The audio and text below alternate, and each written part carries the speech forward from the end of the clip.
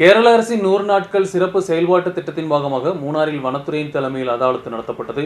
அதாலத்தில் 29 புகார்கள் கிடைத்தன. இதில் 9 புகார்களுக்கு தீர்ப்பளிக்கப்பட்டது. தேவிகுளம் எம்எல்ஏ எஃப் ராஜா அதாலத்தை துவக்கி வைத்தார்.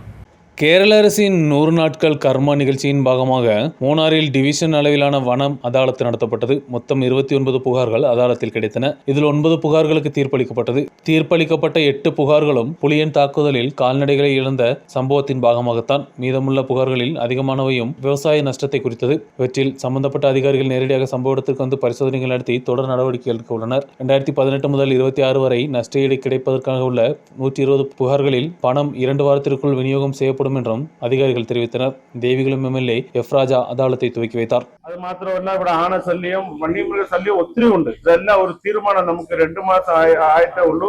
എല്ലാ തീരുമാനങ്ങളും ഉടനെ തന്നെ കൊണ്ടുവന്ന് അവർക്കുള്ള നഷ്ടപരിഹാരം എല്ലാം കൊടുക്കുന്നതാണ്. നഷ്ടപരിഹാരം ഇപ്പൊ 10 ലക്ഷം രൂപ. ഒരു ആന നമുക്ക് ഒരാളെ മരണപ്പെടുമ്പോൾ അവർക്ക് കിട്ടുന്ന ആനുകൂല്യം 10 ലക്ഷം രൂപയാണ്. അത് നമുക്ക് 20 ലക്ഷം രൂപയായിട്ട് ഉയർത്തി കൊടുക്കാനുള്ള എല്ലാ ഏർപ്പാടുകളും നമ്മുടെ ബഹുമാനപ്പെട്ട മന്ത്രിയുടെ സംസാരിച്ചിട്ടുണ്ട്.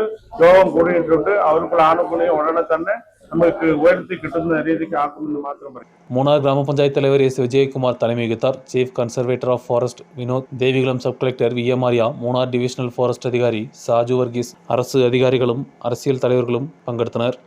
News bureau, Munnar.